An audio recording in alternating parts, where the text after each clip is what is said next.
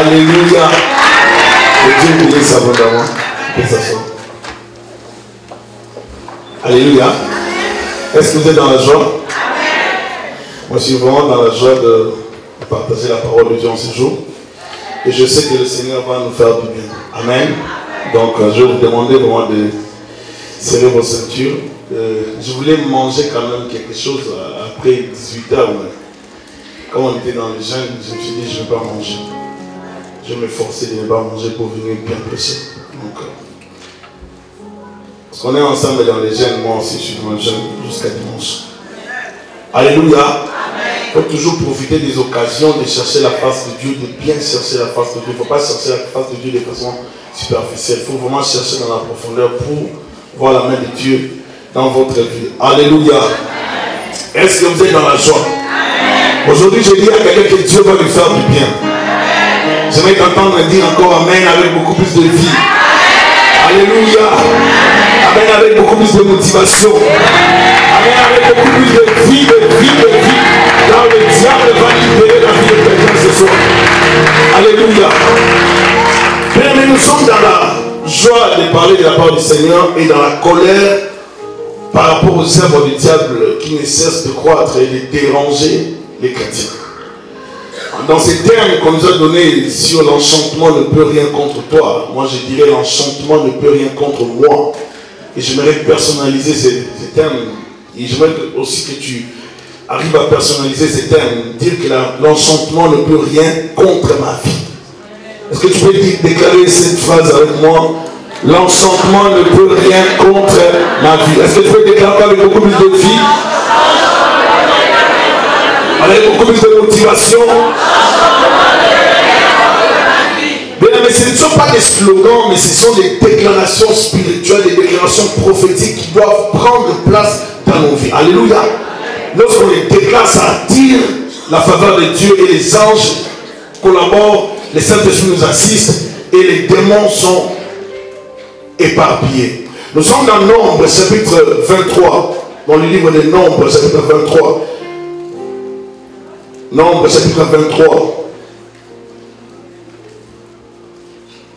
Nombres, chapitre 23.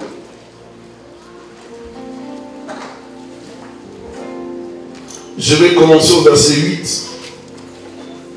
Je vais commencer au verset 23. Excusez-moi, je vais commencer au verset 23.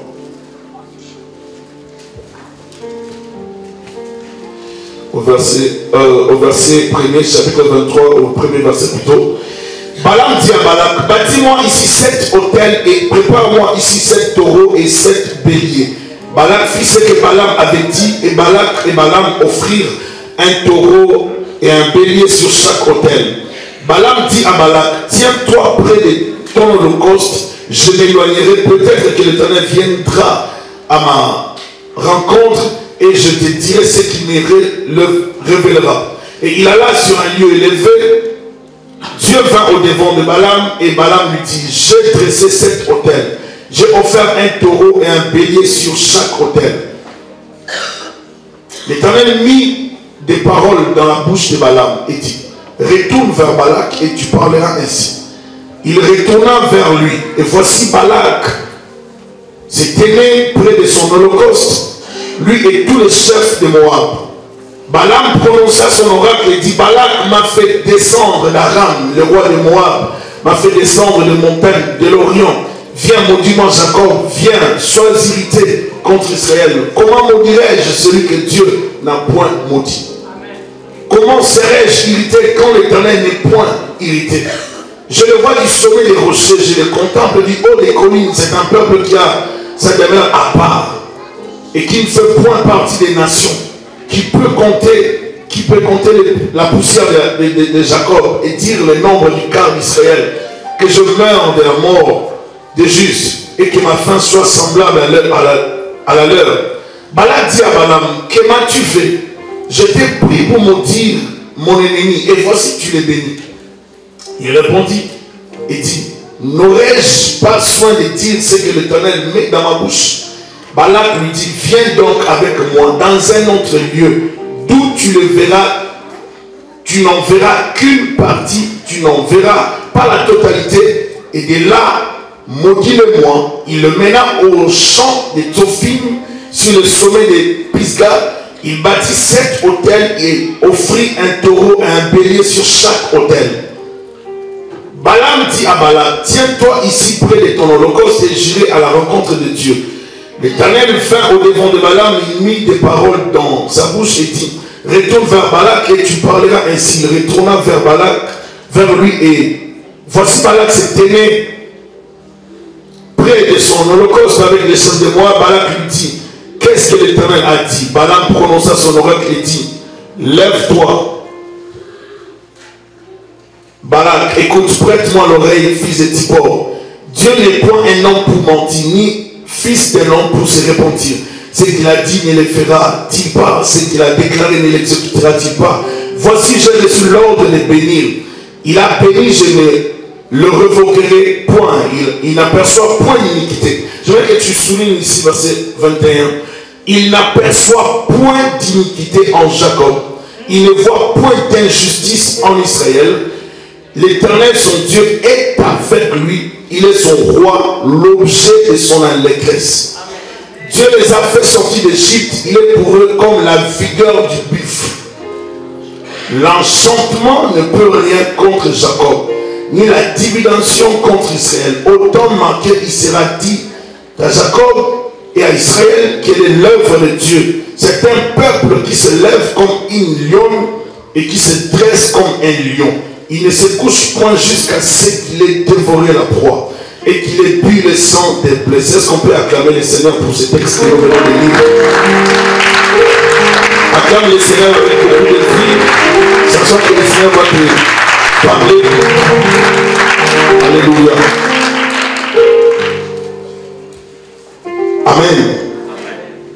Ici, Israël est sorti de la terre de l'Égypte. Israël était en chemin pour la terre promise. Israël devait traverser, n'est-ce pas, des zones, des endroits. Il devait traverser les territoires. Israël, en traversant les territoires, a rencontré plusieurs oppositions, plusieurs, n'est-ce pas, opposants, plusieurs peuples qui s'opposaient, n'est-ce pas, à sa vision d'aller posséder la terre promise. Israël sera dérangé par rapport à ça.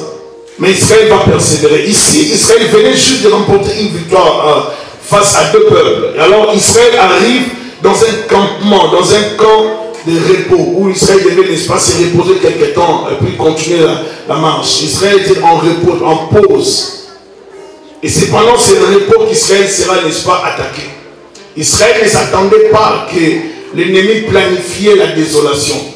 Israël ne s'attendait pas qu'ils avaient un ennemi inconnu. Israël ne savait pas qu'il y avait une personne qui planifiait sa perte. Israël était dans son campement, était dans le repos, jouissant des victoires. Et Israël, pendant qu'Israël, n'est-ce pas, vivait, Moïse était avec Israël dans ses campements. Il faut souligner bien la présence de Moïse. Moïse était dans les campements avec eux. Mais de l'autre côté, il s'est passé des choses. On a informé le roi Balak qu'il y a un peuple qui est sorti de l'Égypte. Le roi a appris la nouvelle. Comme il avait déjà entendu parler d'Israël, il savait ce qu'Israël avait causé comme tort en Égypte. Et même d'autres peuples tout au long de leur parcours. Alors qu'est-ce qu'il fallait faire? Il fallait arrêter rapidement Israël. Il fallait passer par des enchantements, passer par le spiritisme, passer par les sortilèges, passer par les mauvais sorts pour détruire Israël.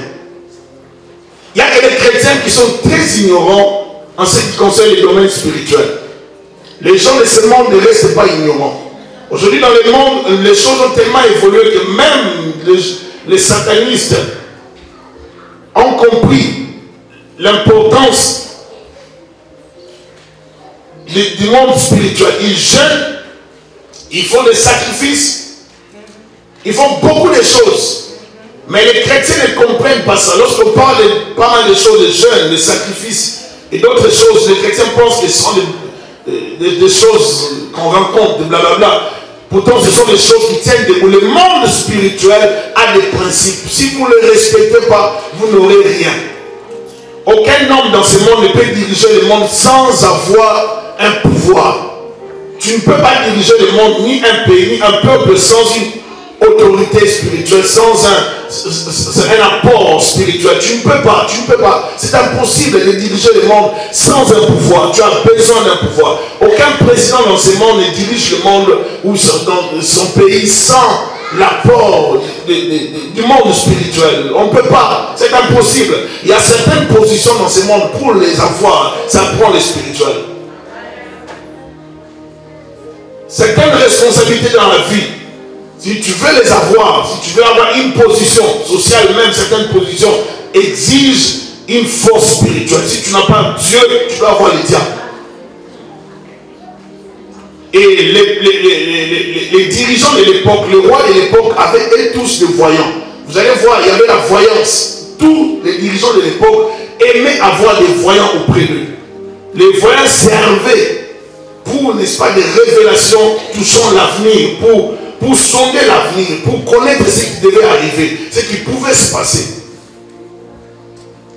Et Balak a fait la même chose. Sûrement la réputation de Balaam avait tellement atteint de son sommet que Balak était obligé de faire venir Balaam. Balak était obligé de faire venir cet homme de Balaam plutôt. Pourquoi? Parce que Balaam avait déjà une réputation. Balaam était connu.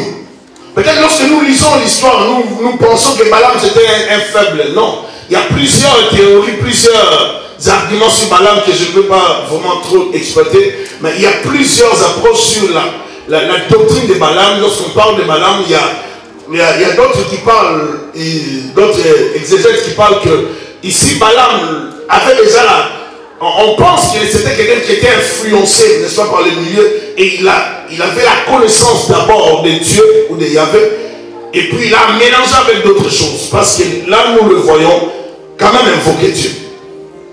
Il y a d'autres qui disent qu'ils n'avaient pas cette connaissance, mais c'était Dieu qui avait obligé, n'est-ce pas, Balaam de faire sa volonté.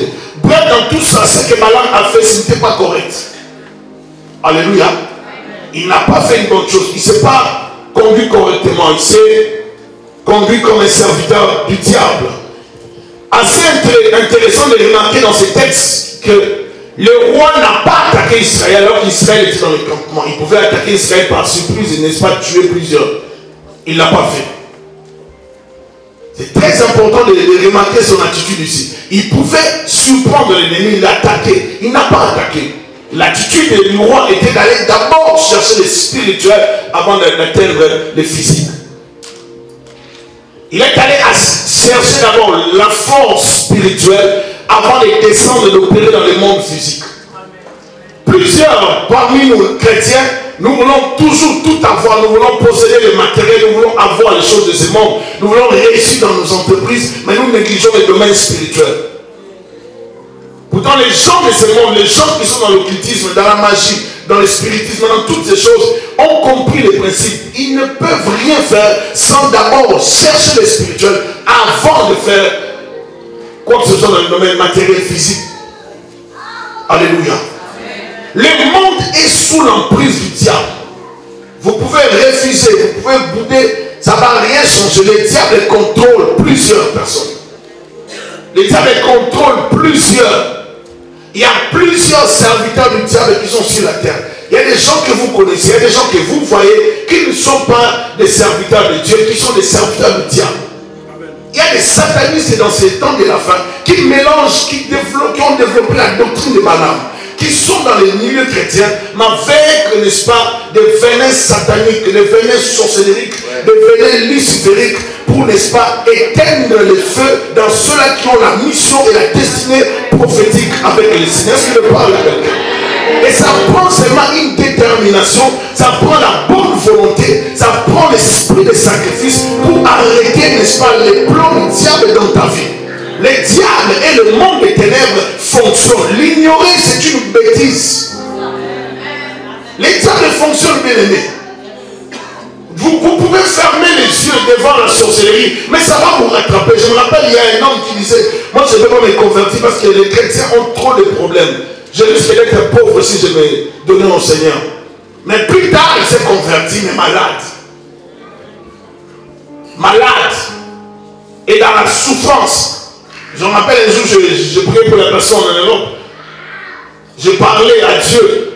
Je pouvais me rappeler de cette phrase. Non, les chrétiens sont des pauvres, ils ont trop de problèmes. Les convertis, ça va me créer beaucoup de problèmes.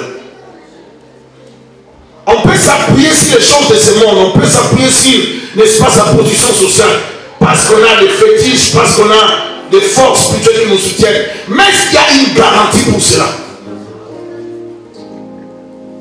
Un enchantement est le fait de soumettre une personne ou une chose grâce à l'action des charmes, c'est-à-dire des formules incantatoires, chants, psalmodies, paroles magiques. Ensuite, l'enchantement est le fait d'agir sur quelqu'un grâce à des opérations magiques, perd sa volonté et même son identité. L'enchantement.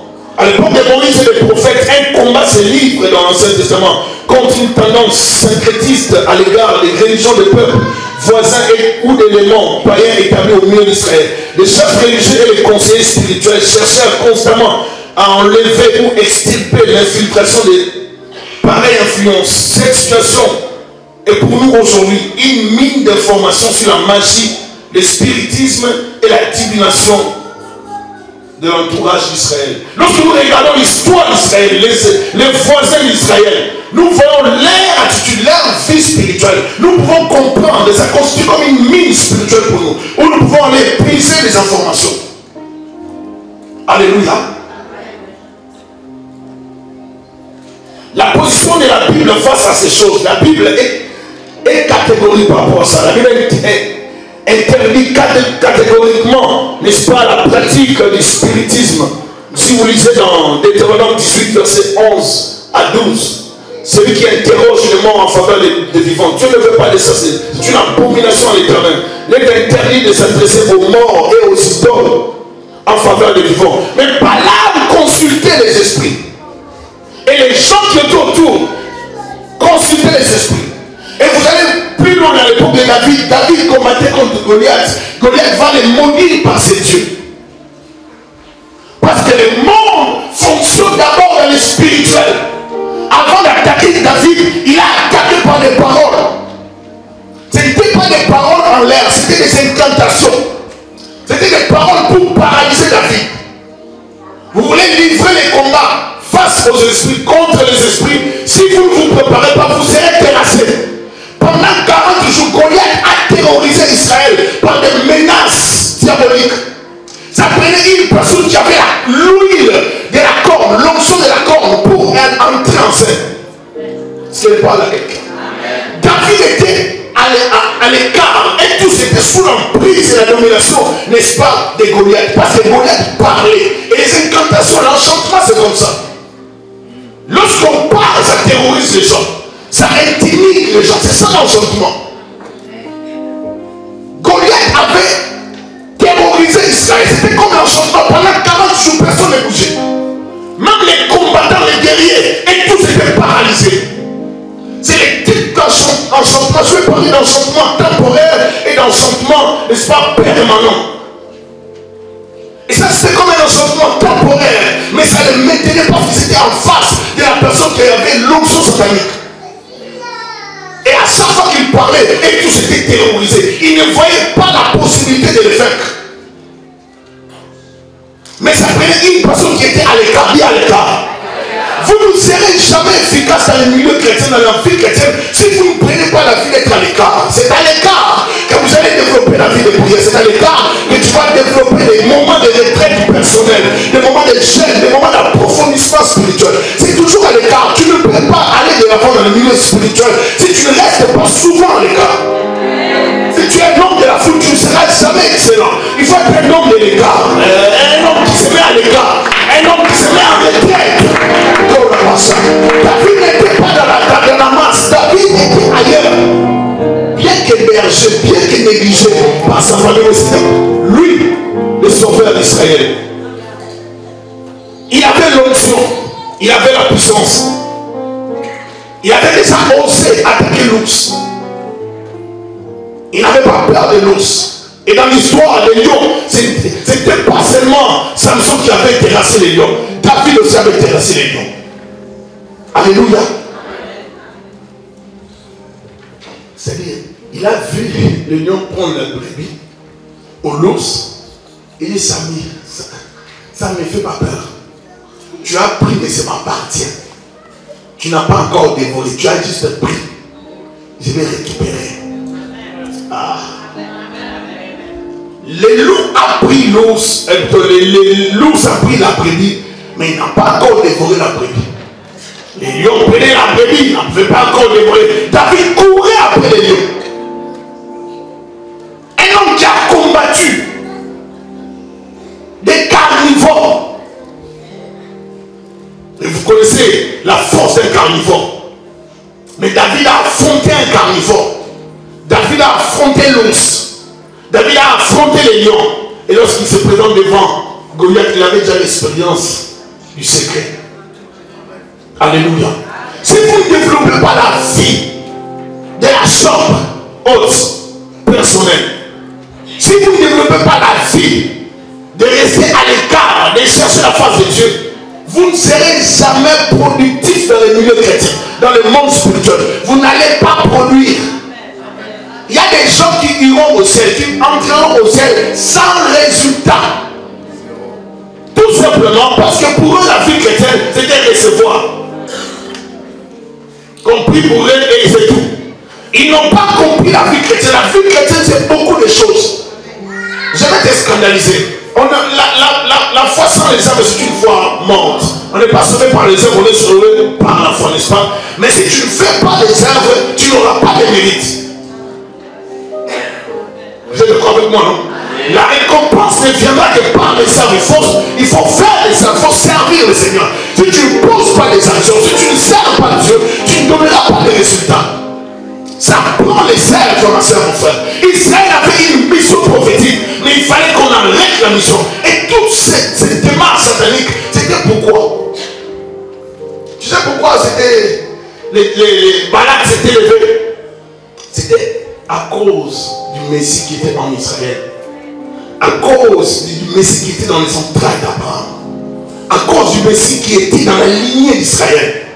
Il fallait à tout prix détruire la lignée messianique. Il fallait à tout prix infiltrer la lignée messianique. C'est pour ça qu'à chaque fois qu'il y avait une compromission, Dieu frappait par la mort.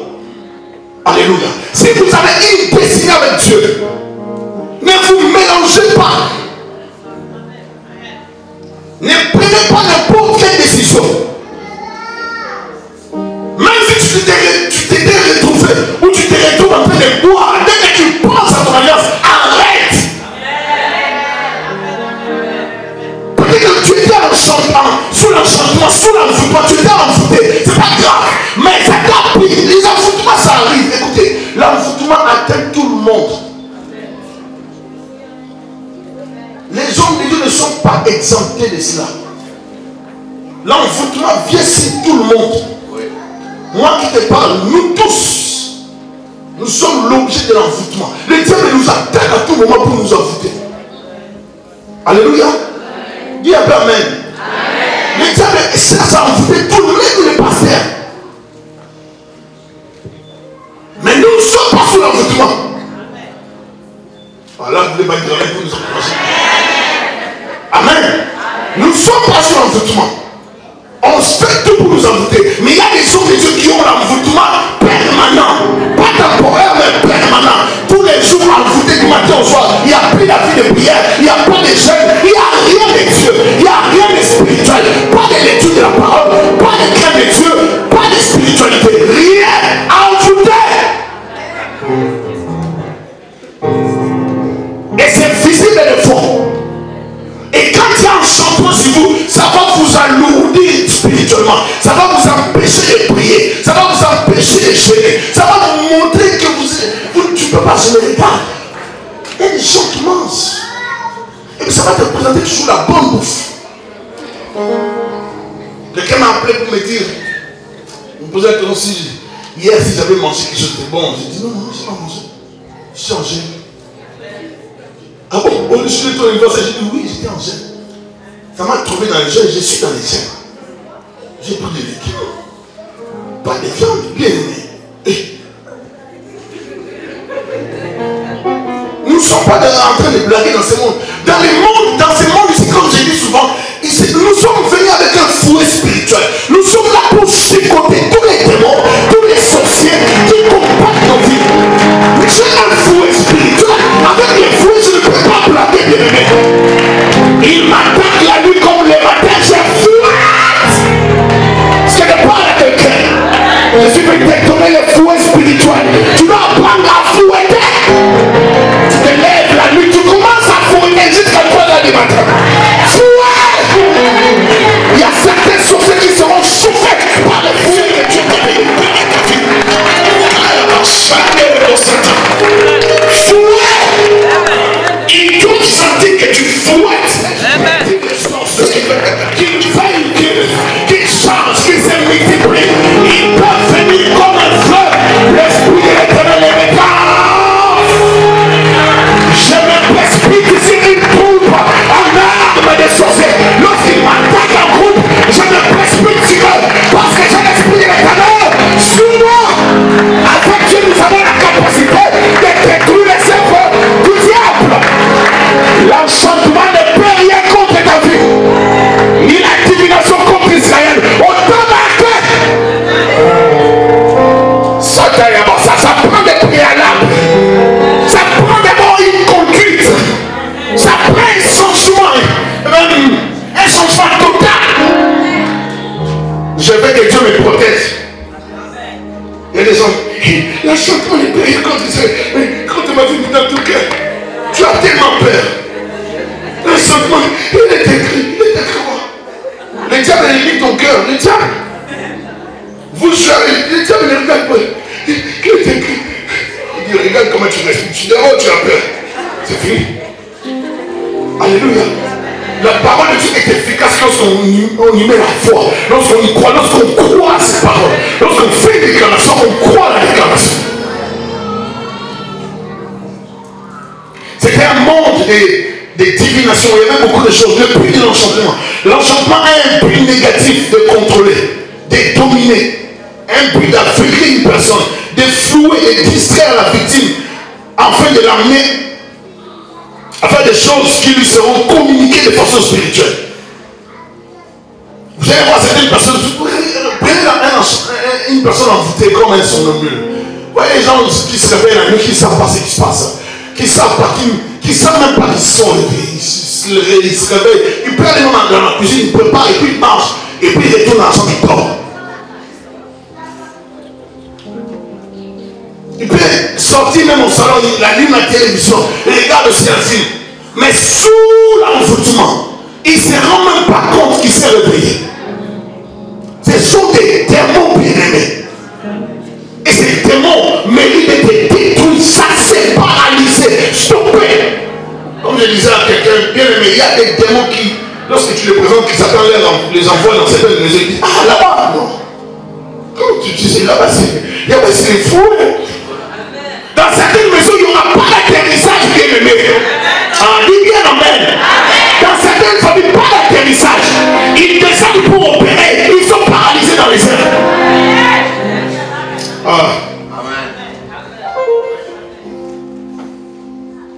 L'enchantement ici dans le contexte d'Israël avait pour but d'affaiblir Israël par la malédiction afin de remporter la victoire une fois en guerre.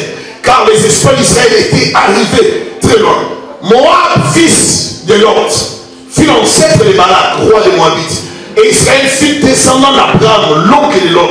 Cela fut un problème familial en fait. Vous comprenez? Lot donne naissance à Moab. Abraham donne naissance à Isaac. Isaac donne naissance à Jacob. Jacob est père d'Israël. Donc au fait, ils sont les descendants d'une même famille. Vous comprenez maintenant? Les Israélites étaient monothéistes, les Moabites polythéistes.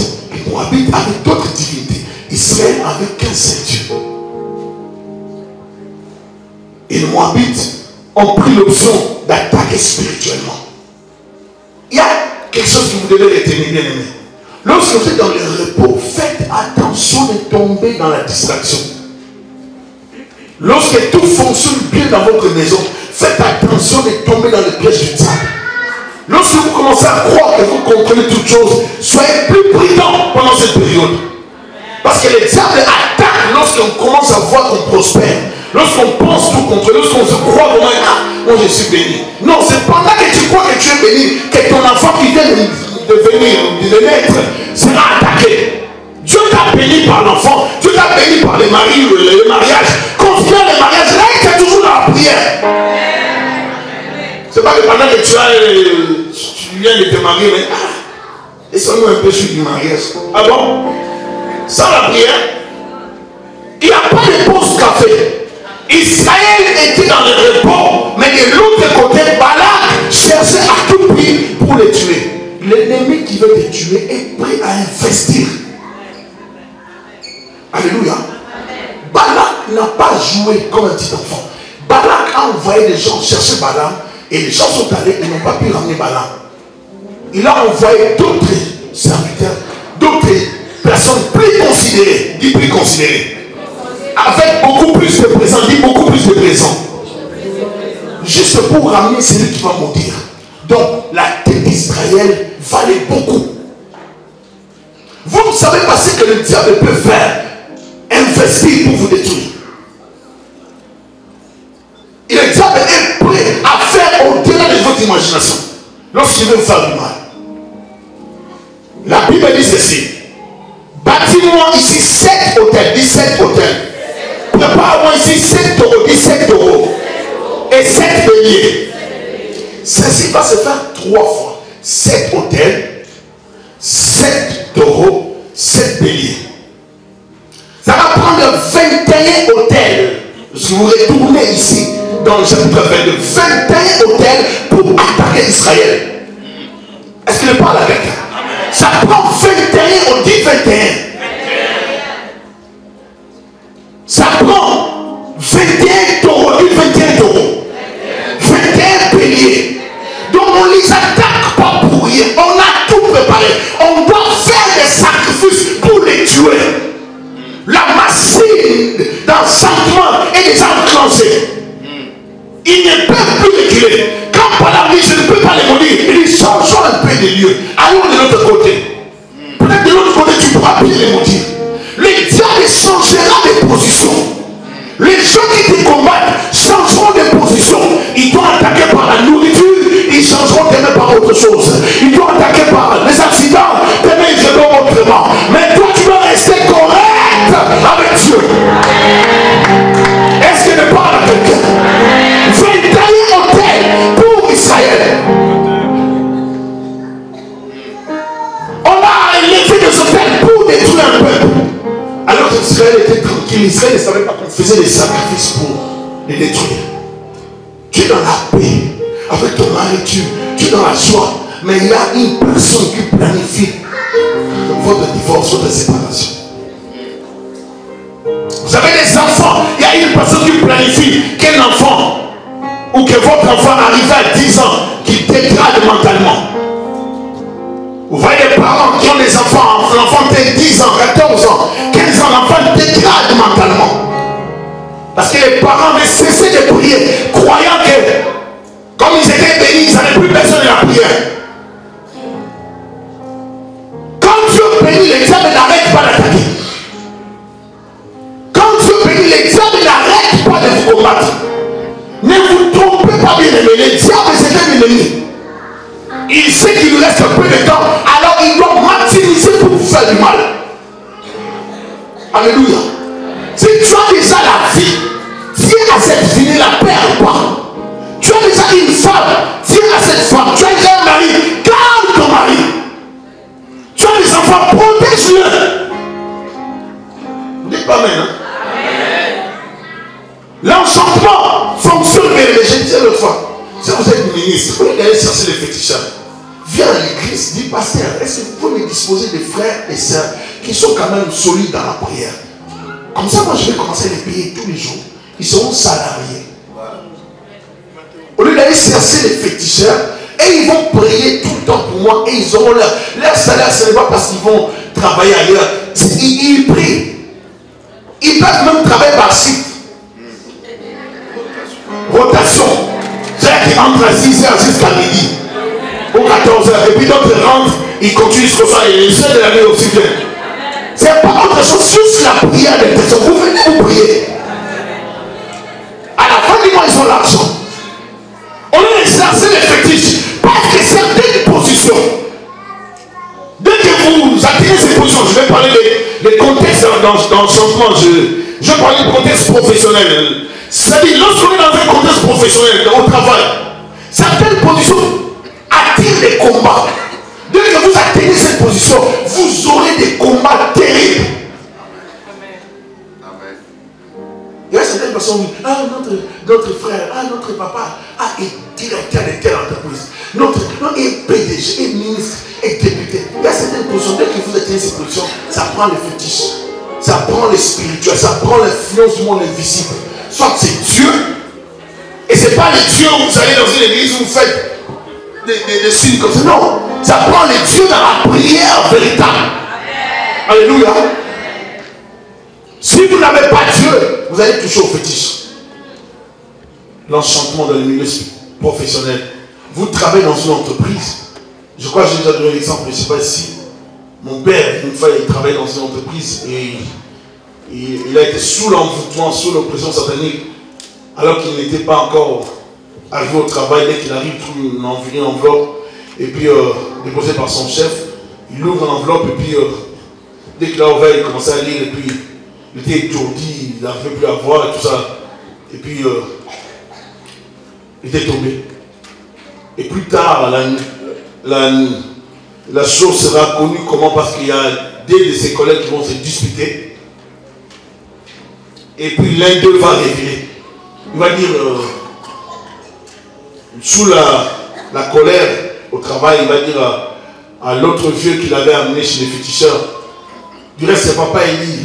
Élie, c'est lui qui m'avait amené pour qu'on fasse des fétiches. Tu sais, lorsque tu étais tombé, c'était nous. Et puis il va dire à ce monsieur, tu penses que tu vas me faire comme tu avais fait à monsieur Élie? Vous êtes là? Vous pensez travailler avec des collègues, vous travaillez avec des bandits spirituels. Vous pensez travailler avec des collègues et ils ne dorment pas. Ils ne dorment pas la nuit. Ils font tout pour vous faire du mal.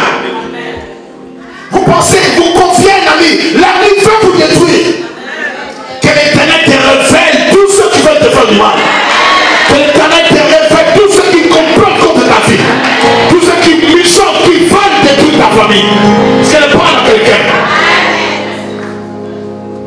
Dans un contexte amoureux, les gens se font faire des espèces parfaits qui enfoncent, qui donnent la domination.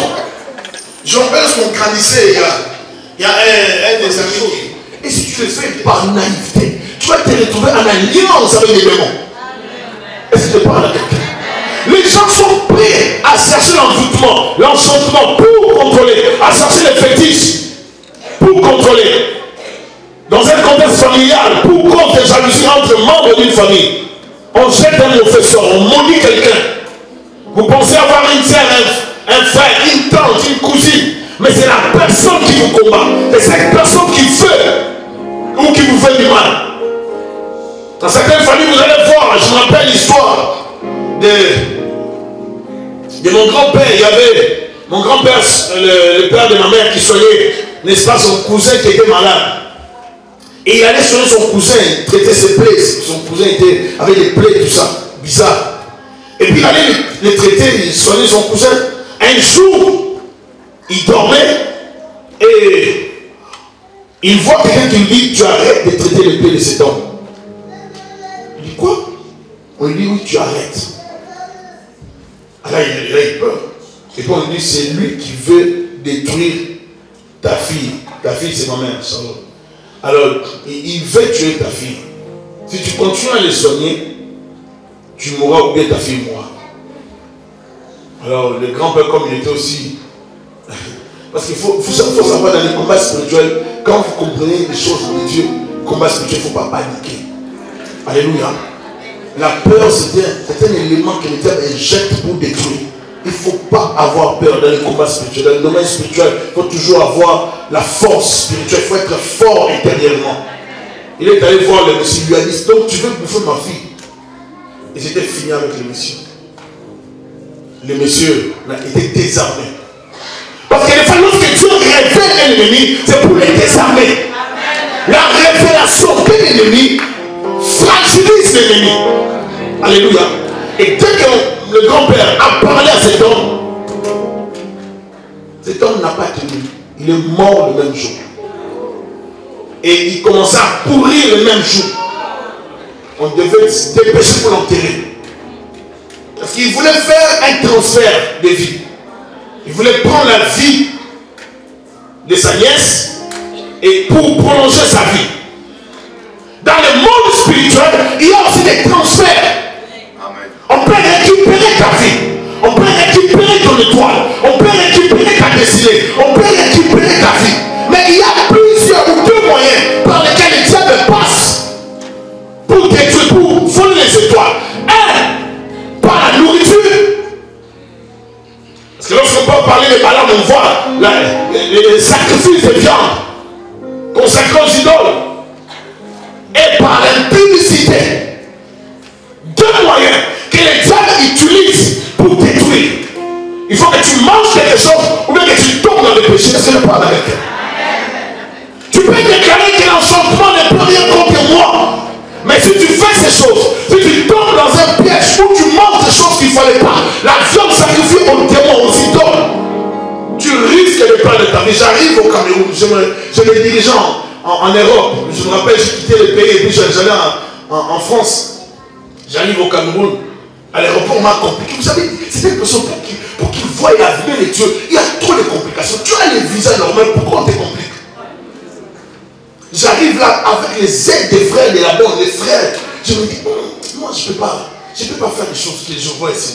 J'arrive là, à l'aéroport à Douala, je vois un garçon congolais qui me dit, écoutez, ici pour que tu passes, il faut que tu donnes l'argent. Je dis, moi je suis chrétien. Moi je ne peux pas faire ça.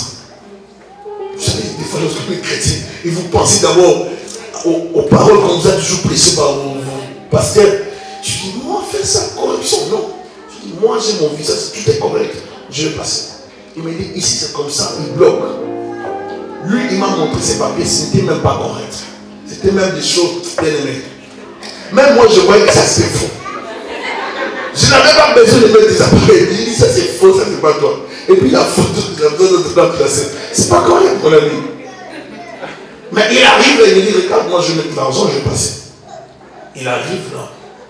Le gars qui était à la porte pour nous faire entrer dans l'avion a pris son passeport, il a touché l'argent, comme il s'était donné des consignes. Le gars a mis l'argent dans la poche, il a fait passer le monsieur. J'étais estomaqué. J'arrive avec mon visage fier, je savais que je passe. On me met des côtés. Regardez l'envoûtement, comment ça commence. Regardez la malédiction. Regarde le blocage, ça commence juste ici en Afrique. On ne veut pas que tu quittes l'Afrique. Alléluia. Vous ne savez pas des fois, le monde des ténèbres est alerté à chaque fois que Dieu veut faire du bien dans la vie d'un enfant de Dieu. Lorsque tu as une destinée, tu commences à prendre le chemin de ta destinée, le monde des ténèbres va s'élever pour s'y opposer. Mais ça prend des prières de puissance. Des prières qui pèsent. Je vous assure, bien aimé, on m'a arrêté, on m'a stoppé là. J'ai passé la nuit sur les tapis. Arrivé vers 4 heures, j'ai vu quelqu'un qui sortait, qui se promenait en dehors de l'aéroport. J'ai dit, tu me prends, tu me sors ici. Il me sort, on arrive chez un monsieur. Je connaissais personne au Cameroun. Il te permet. La vie, ça ne prend pas de faiblard. Si tu es faiblard dans la vie, tu ne vas pas réussir dans la vie. La vie, ça prend du courage. J'arrive au Cameroun, bien aimé, dans la maison de cet homme-là. Je voulais m'asseoir parce que j'étais fatigué. Et monsieur, il ne faut pas s'asseoir là, c'est la chaise des esprits. Oh, et là où j'étais coramassant, là les langues commençaient à monter en moi. Coramassant les gars. Et puis, il m'a dit, monsieur, ne te mets pas la main de l'autre. Je lui ai dit, je ne m'aime même plus.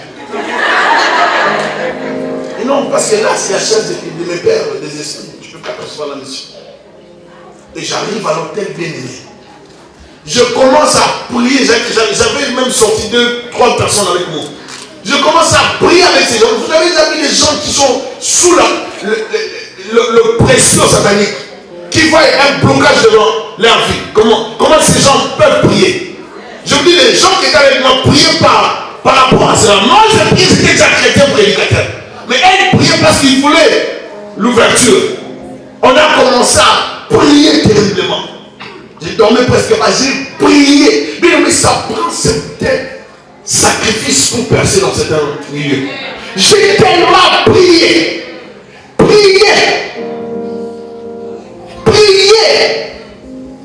Et on faisait des démarches. Par mon père, par mon frère. Et j'ai prié. Mais où j'ai dormi, vous savez, il y a des quartiers qui sont sous l'emprise des démons.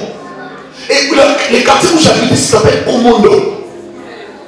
Komondo, c'est un quartier des hommes forts, des hommes robustes, des gens qui ont des biceps terribles. Komondo, c'est un quartier qui fait peur aux policiers. Les gens de Komondo terrorisent les policiers. Tous ceux qui sont du Cameroun connaissent l'histoire. La police avait du mal à entrer dans ces quartiers. C'était dans ces quartiers que moi, j'ai descendu. Mais là, quand tu tombes, j'ai senti l'oppression. Tous les jours, l'oppression des démons. Tu sens que tu es mal à l'aise. J'ai commencé à fouetter chaque jour. Je me réveille la nuit, fouet. À tout moment, vous savez, tu sais que ça marche pas tout dans la prière. On a massacré des barabacos. Tu n'as pas pensé là-dedans, Satan.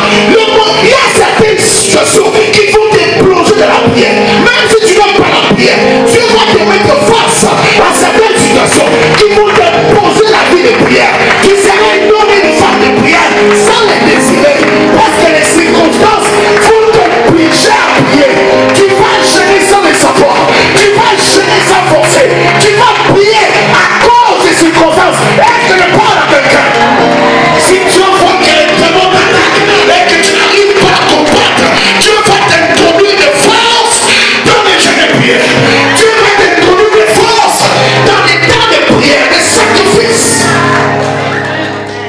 On parle dans une église ou dans cette église de Pascal n'a aucun programme annuel de retraite de prière. Tout ce qu'il lui, il a. Vous savez, en théologie, les exégètes bibliques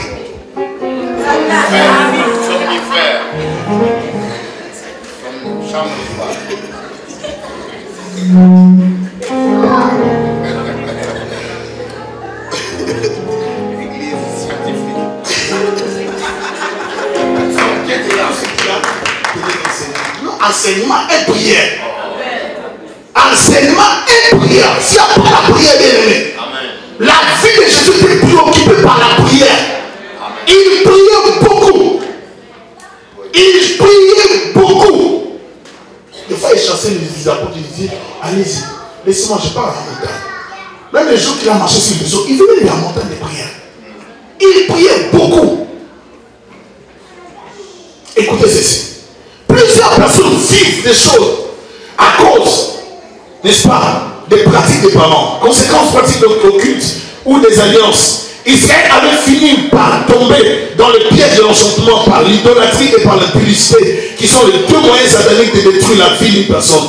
Matthieu 27, 24 à 27 dit ceci. Voyant qu'il ne gagnait rien, mais que les tumultes augmentaient, Pilate prit de l'eau, se lava les mains en présence de la foule et dit, je suis innocent du sang de ces justes. C'est vous que cela regarde. Et tout le peuple répondit, que son sang retombe sur nous et sur nos enfants. Vous êtes là? Amen. Nous vivons des situations de foi qui sont les conséquences des déclarations de nos parents. Alléluia. Amen. Ici, alors que Christ était arrêté, Pilate s'est rendu compte que ce type n'était pas un malfaiteur, il était un innocent, un juste. Il va se laver les mains. Symboliquement, c'est qui était aussi des coutumes à l'époque, pour se débarrasser de ce problème. En fait, Pilate sauvait sa vie, sa famille et sa descendance. Mais les autres ont fait une déclaration à la légère. ne réfléchissant pas à la portée de ces déclarations. Ils ont dit que son sang retombe sur nous et sur nos enfants. Or, vous savez, lorsqu'on déclare ce genre de paroles, lorsqu'on attire la malédiction, bien lorsqu'on est frappé d'une malédiction, la malédiction peut aller jusqu'à combien de générations? Plusieurs personnes vivent sous l'enchantement, sous la malédiction, sous la sorcellerie, tout simplement parce que les prédécesseurs ont prononcé des paroles, ont pris des engagements, ont conclu des alliances. Mais pour arrêter cela, ça prend aussi un autre sacrifice. S'il n'y a pas de sacrifice, il n'y aura pas de libération. Ici, bien aimé, Israël était face à un peuple coriace, un peuple dur, un peuple sévère, un peuple qui avait compris les principes des sacrifices. 21 taureaux, 21 béliers, 21 hôtels, juste pour mourir Israël. Mais là, quand tu fais remporter la victoire, tu n'apprends pas à faire des sacrifices. L'ennemi fait t'attaquer de plusieurs manières. Il change de position. Il fera des sacrifices et des sacrifices jusqu'à ce qu'il t'aura. Il fera des sacrifices et des sacrifices jusqu'à ce qu'il va l'atteindre. C'est après une consécration totale. Et il vit le sacrifice. Alléluia. Amen. Ça prend une consécration. Il dit, le roi va dire, que m'as-tu fait? J'étais pris pour maudire mon ennemi. Et voici tu les bénis. Bien aimé, ils seront en train de faire des incantations. Mais de leur propre bouche, Dieu va faire salir des paroles de bénédiction. Je maudis Roger, non, bénédiction. Ils pensent à la bénédiction, c'est la bénédiction qui sort. Bien aimé, que Dieu confonde la langue de tes ennemis. Que Dieu confonde la langue de ceux-là qui méditent la mort de tes enfants. Que Dieu confonde la langue de ceux-là qui pensent à détruire tes enfants. Que Dieu confonde leur langue. Je les confonds ce soir. Je les confonds ce soir. Que de leur bouche sortent des paroles de bénédiction. Ils vont confesser eux-mêmes ta bénédiction. Ils vont prononcer ta pensée. Ils vont parler de ta pensée. Eux-mêmes tes ennemis parleront de ta pensée. Je les déclare au nom de Jésus. Que ta vie soit libérée. Hey, Yabaya Satan. Que ta destinée soit libérée. Il n'a aucun pouvoir dans ta vie. Moi et ma maison, nous servions l'Éternel. Et l'Éternel nous gardera dans toute. Il protège ta famille. Il protège tes enfants. Lorsque vous serez dans la tranquillité, la main de l'Éternel sera sur vous. Même si Dieu ne vous révèle pas la situation, l'œil de Dieu vous observe. Il y a les anges qui vous gardent. Ils feront la guerre contre ta famille. Mais ils n'emporteront jamais la victoire. Car tu es dans les camps de là. C'est un peuple assis comme un lion. C'est un peuple carnivore.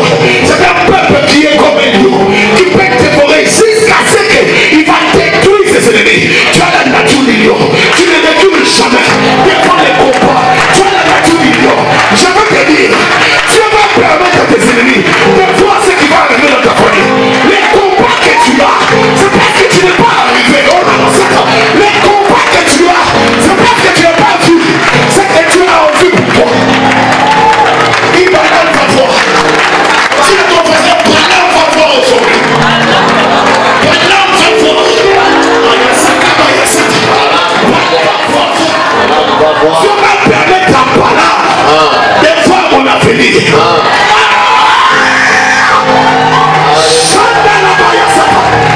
Tu as un avenir glorieux, ma soeur. Ce ne sont pas des slogans d'éternité. C'est des paroles fondées, bibliques, théologiquement défendables, doctrinement pensées.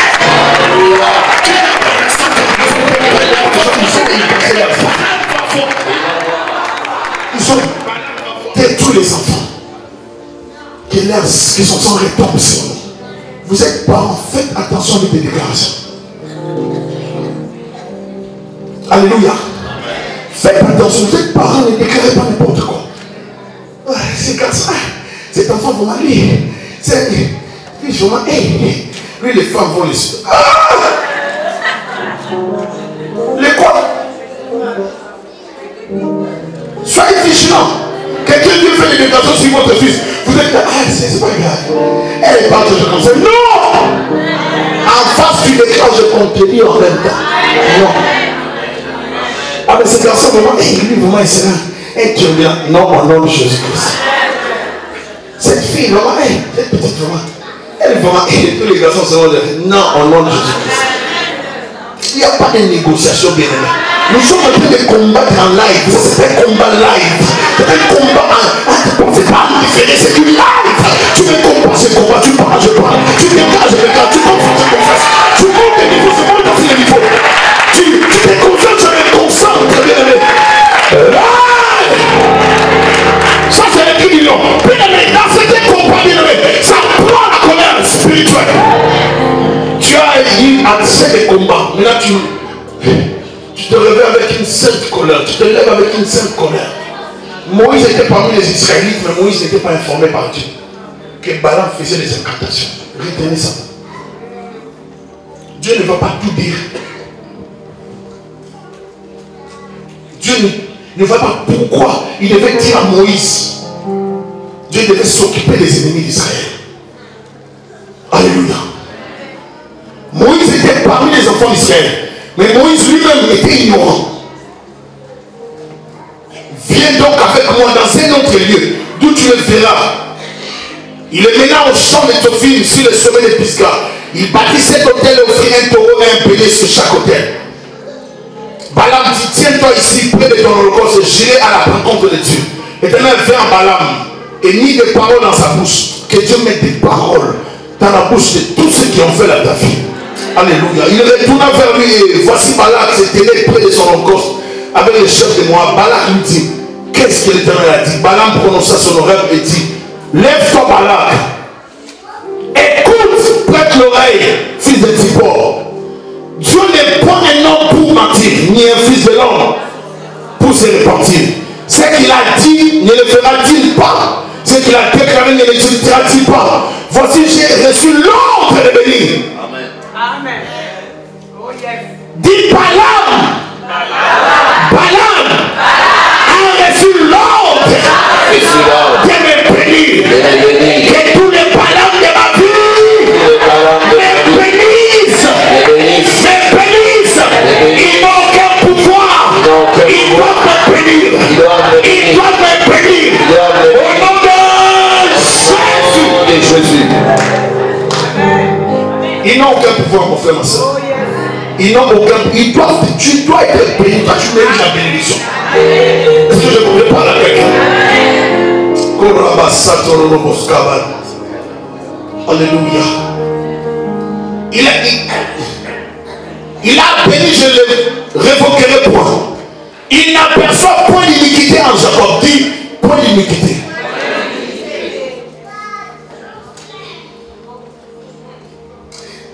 Le Seigneur va dire ceci. Les princes de ce monde, je ne sais pas si on peut me trouver les versets, j'ai oublié les versets. Il est venu, mais il n'y a rien de lui en moi.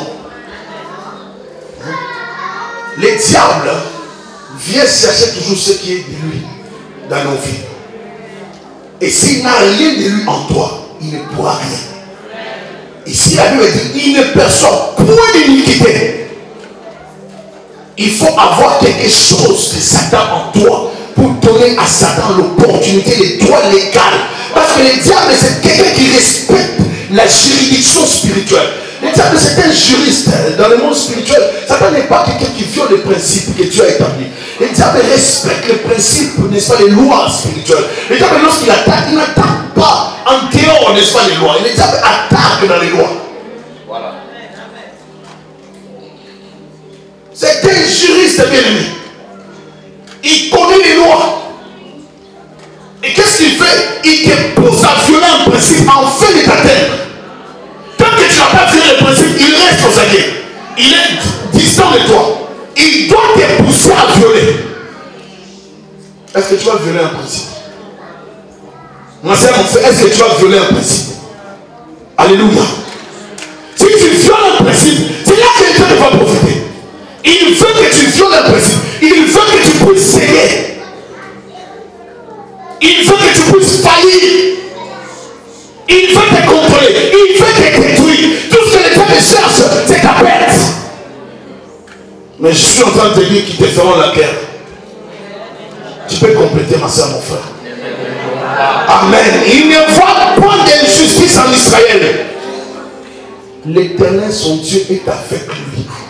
Il ne voit pas d'iniquité, pas d'injustice. L'Éternel, son Dieu, maintenant, est avec lui. Parce qu'il n'y a rien de Satan en Israël. Commence à rejeter tout ce qui est le diable de ta vie, loin de ta vie. Alléluia. Je suis dans la fin. Il est son roi, l'objet de son allégresse. Le roi, l'objet de son allégresse. Israël devait se reposer en Dieu. Israël est le plaisir de Dieu, où Dieu faisait la joie d'Israël. Alléluia. Bien aimé, je vais dire à quelqu'un ce soir, même si tu as des problèmes qui te dépassent, ne déprime pas. Nous sommes dans l'église, les pasteurs ne savent pas, mais il y a des frères et sœurs qui sont sous la dépression. Et certaines dépressions ne sont pas liées aux démons, sont liées aux pensées. Parce qu'il n'y a plus d'espoir. Et les démons en profitent pour envenimer la situation. Je vais encourager quelqu'un à la foi. Continue de croire, ma soeur, mon frère. Je suis venu dire à quelqu'un de devenir un casseur de la malédiction. Si dans ta famille, tout le monde vit sous une malédiction, avec toi, une histoire nouvelle doit commencer. Malgré les sacrifices des béliers, des taureaux, malgré les hôtels à gauche, à droite, tu es un casseur de malédiction. Est-ce que je parle à quelqu'un?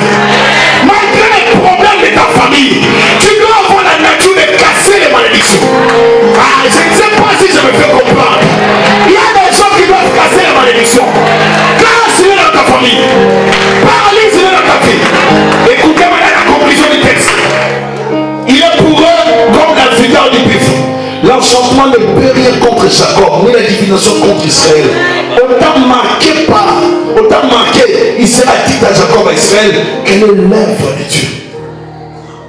Écoutez, c'est un peuple qui se lève comme un lion, qui se dresse comme un lion. Il ne se couche pas jusqu'à ce qu'il ait dévoré la proie et qu'il ait bu le sang des blessés. Balaam dit à Balaam, ne le maudis pas, mais du moins ne le bénis pas. Mais tu ne le maudis pas, mais ne le bénis pas aussi. Il était troublé, bien aimé. Que tes ennemis soient dans les troubles maintenant, qu'ils soient dans la confusion, qu'ils soient dans les tourments à cause de toi, qu'ils soient troublés, tes ennemis. Je dis qu'ils soient troublés là où ils sont. Je sème la confusion dans leur camp. Je les trouble, je les espère. Ils sont dans les questions de ton pas. Au nom de Jésus-Christ de Nazareth. Tous ces combats que tu as, c'est parce qu'il y a une destinée en toi. C'est ce que je veux te dire maintenant. Tu as des combats.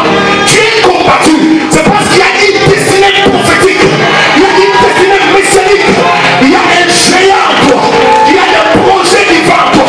Il y a un avenir glorieux en toi. C'est pour cela que tu as de combat. Ne te plains plus. Dieu va s'occuper de tes ennemis. J'ai dit que mon Dieu s'occupera de tes ennemis. Mon Dieu s'occupera de tes ennemis. Qui t'enlève d'abord l'enchantement, qui t'enlève l'envoûtement, qui t'enlève, qui te réveille maintenant. Sois réveillé là où tu es. Réveille-toi un peu, mon frère. Réveille-toi un peu, ma soeur. Réveille-toi. Commence à voir. Tu n'es pas attaqué pour rien. C'est à cause des gens qui sont dans toi. Tu n'es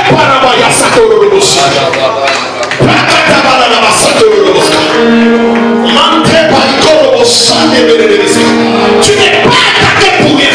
C'est parce qu'il y a une destinée. Qu'est-ce qu'il va faire? Il va tout faire pour te sortir même de l'église ici. Regarde les pasteurs Ézéchiel, comment il parle. Est-ce que je pense que tu peux prier dans une église comme ça? Regarde les pasteurs fidèles. Mais tu ne vois pas sa femme. Le pasteur peut être comme ça. Mais elle est comment? Vous voulez qu'elle soit comment? Alléluia. Parce qu'il y a des gens qui peuvent sortir de l'église juste à cause du maquillage de la femme du pasteur Ézéchiel. Bien, la femme du pasteur fidèle a fait des tests. Elle exagère quand même. Moi, je ne peux pas rester dans l'église. L'examen peut te déconnecter de ta destinée à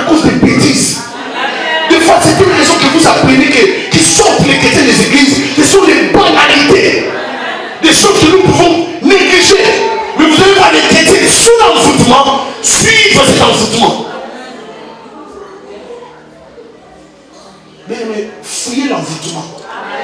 Fuyez l'envoûtement. Alléluia. L'envoûtement va détruire ta vie. Donc je disais les contextes. Je parlais de ces contextes. Alors je vais vous lire la fin. Prenez Nombre 24. Je vais conclure. Nombre 24. Tout le monde prend Nombre 24. On va lire. À partir du verset 10. Non, lisons même à partir du verset 8. Nombre 24 à partir du verset 8.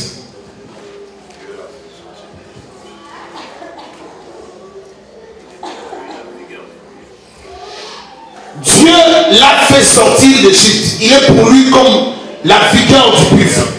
Il dévore les nations qui se lèvent contre lui. Il brise leurs os et les abat de ses flèches. Il ploie les genoux, il se couche comme un lion. Comme une lionne qui le fera lever. Béni soit quiconque te bénira. Et maudit soit quiconque te maudira. Lisez avec moi à partir de verset 10, s'il vous plaît. La colère de Balaam s'enflamma contre Balaam. Il frappa des mains et dit à Balaam, c'est pour maudire mes ennemis que je t'ai appelé. Et voici, tu les as bénis déjà 3 fois. Que Dieu multiplie dans la bouche de tes ennemis des bénédictions sans arrêt. Qui te bénissent pendant leur récréation. Qui te bénissent même. Il dit à Balaam, écoutez, le roi dit à Balaam, écoutez, tu ne peux pas dire à la personne que tu as convoquée ce genre de phrase. Il dit, fuis maintenant. Va-t'en chez toi. Comme ça, notre ami, il est menacé. J'avais dit que je te rendrais des honneurs, mais l'Éternel t'empêche de les recevoir. Qu'est-ce qu'il dit? Ce sont des méthodes de séduction. Balaam, je t'avais dit, je te donne des honneurs. Mais les dieux d'Israël t'ont empêché de recevoir des honneurs. Tu devais maudire Israël, tu n'as pas pu le maudire. Maintenant, va-t'en chez toi. Fuis Balaam. Fuis. Entre temps, il menace Balaam. De l'autre côté, il a un peu peur de Balaam. Parce que Balaam, c'est quelqu'un bizarre. Parce qu'il avait aussi peur des mauvais sorts de Balaam. Mais il dit à Balaam quand même de fuir. Balaam répondit à Balak. N'ai-je pas dit au messager que tu m'as envoyé? Balak, quand Balak me donnerait sa maison pleine d'argent et d'or, je ne pourrais faire de moi-même ni bien ni mal contre l'ordre de l'Éternel. Je répéterai ce que dira l'Éternel. Et maintenant, voici, je m'en vais vers mon peuple. Viens, je t'annoncerai ce que ce peuple fera à ton peuple dans la suite des temps. Dis gloire au Seigneur. Gloire au Seigneur. Maintenant, prends ta Bible et nous allons bien lire tous ensemble. Nous allons lire ce que le peuple d'Israël fera dans les temps à venir aux Moabites. Alléluia. 1, 2, 3, nous lisons. Balaam prononça son oracle et dit, parole de Balaam, fils de Péor, parole de l'homme qui a l'œil ouvert, parole de celui qui entend les paroles de Dieu, de celui qui connaît les desseins du Très-Haut, de celui qui voit la vision du Tout-Puissant, de celui qui se prosterne et dont les yeux s'ouvrent. Je les vois, mais non maintenant. Il entre dans la dimension prophétique. Je les contemple, mais non de près. Un astre sort de Jacob, un sceptre se lève d'Israël. Il perce le flanc de Moab. Il abat tous les enfants de Seth. Ils seront maîtres des dons. Ils seront maîtres des ennemis. Israël manifeste sa force. C'est lui qui sort de Jacob, règne en souverain. Il fait périr ceux qui se chassent de ville. Balaam fit Amalek. Il prononça son oracle et dit, Amalek est la première des nations. Je m'arrête même là. Balaam commençait à voir le Messie.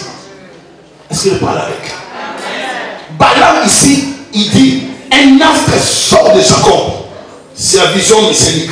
Un sceptre se lève d'Israël. Balaam voit déjà cela dans la dimension prophétique. Balaam comprend que ce peuple, non, c'est pas un peuple normal. C'est un peuple avec qui on peut jouer. Bien aimé, on parle avec toi parce qu'on ne te connaît pas. On joue avec ta famille parce qu'on ne te connaît pas. Tu as une destinée.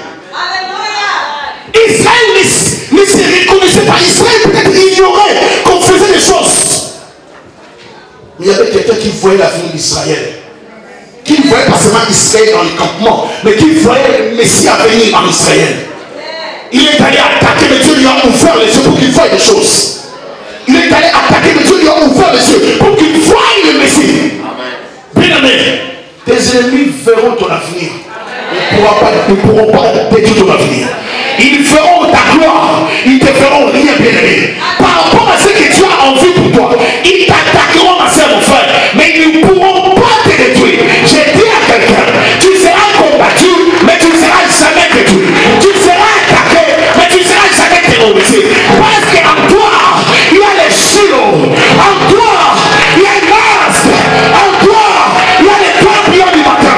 Tu ne te connais pas encore, ni dans tes entrailles. Tu ne le vois pas encore, ni le plan des endroits. Si tu n'es pas à terre, c'est parce qu'il y a l'étoile du matin dans ta vie. Si tu n'es pas touché, c'est parce qu'il est dans toi. J'ai dit qu'il est dans toi. Je n'ai pas dit qu'il est dans toi. J'ai dit qu'il est dans toi. L'enchantement ne peut rien contre toi. Parce qu'il est dans toi. Il est dans moi. Tape la partie, il est dans moi. Oh la massacre, dégage avec moi. Au nom de Jésus-Christ. Moi, Thierry, je prends l'autorité sur la sorcellerie, sur le monde occulte, sur le monde des ténèbres. Au nom de Jésus-Christ, je les paralyse. Je les paralyse. Au nom de Jésus-Christ. Mande rabasato korobo saka rabasata. J'ai détruit toute activité d'enchantement dans la vie. Au nom de Jésus-Christ. Au nom de Jésus-Christ. Toute puissance de contrôle satanique. Au nom de Jésus. Je les détruis. Je les paralyse. Par le nom de je les paralyse. Au nom de Jésus. Tout esprit de contrôle.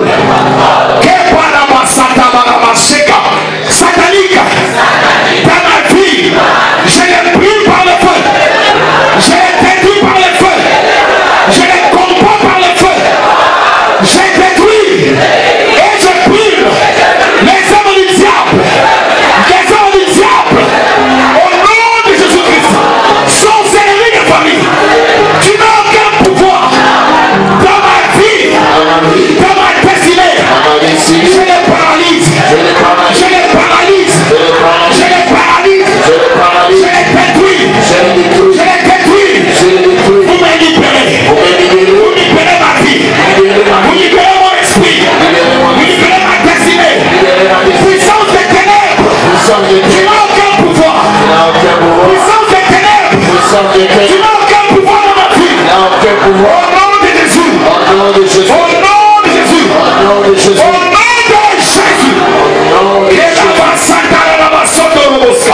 Sorcellerie de famille, je te paralyse ce soir par le nom de Jésus. Appelle le feu de Dieu dans ta vie maintenant.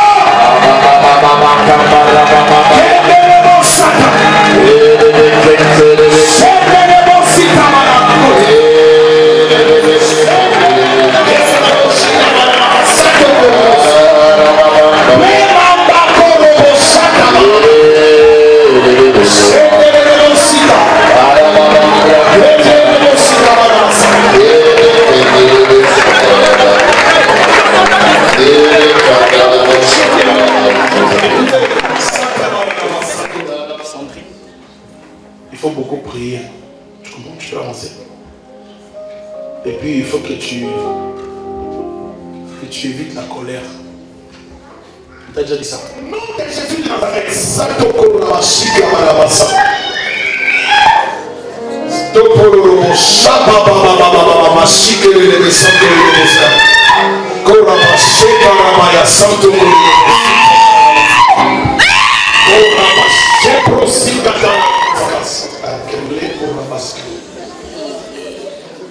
Viens, Sécurité, soyez toujours vraiment tu vas t'accoucher à l'église. Tu m'entends? La même chose. Mais c'est pas qu'il a trop de... La sorcellerie qui opère dans ma famille, qui opère dans ma vie,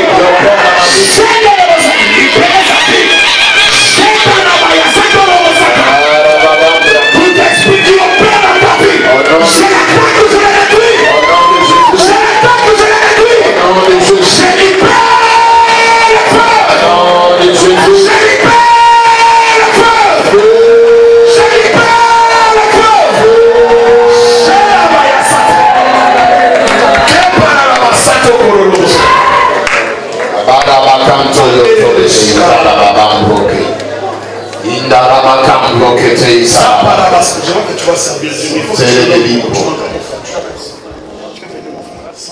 Il y a l'onction ici, on va laisser les pasteurs Thierry s'émouvoir. Connecte-toi, on va vraiment attendre. Parce qu'on voulait faire les enfants, mais comme l'esprit est en train de couler, on va y aller comme ça.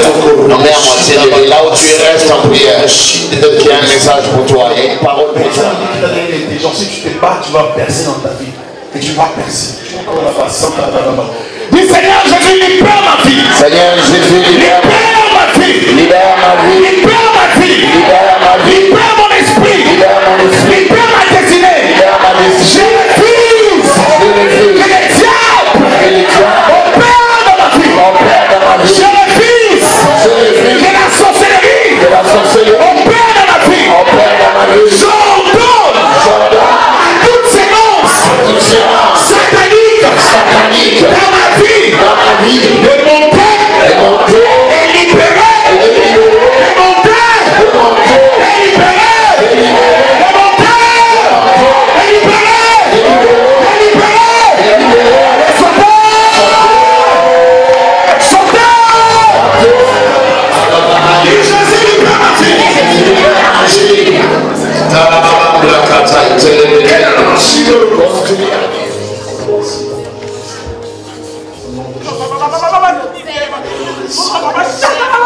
Jésus libère ma vie. Jésus libère ma famille. Jésus libère ma destinée. Libère ma destinée. Libère ma destinée.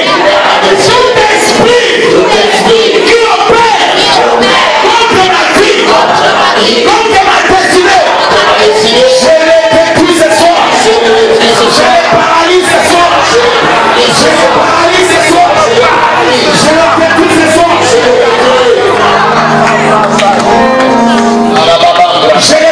paralyse ce soir. Je les paralyse ce soir. Je les paralyse ce soir. Je les paralyse ce soir. Jésus libère ma vie. Libère ma vie. Libère ma vie. Libère ma vie. Libère ma vie. Jésus libère ma vie. Jésus libère ma vie. Jésus libère ma vie. Libère mon esprit. Libère ma vie. Libère mon esprit. Je fais toute la sorcellerie. Je paralyse la sorcellerie. Je paralyse les ténèbres. Je paralyse les ténèbres. Je paralyse les diables. Je paralyse les diables. Je paralyse les diables.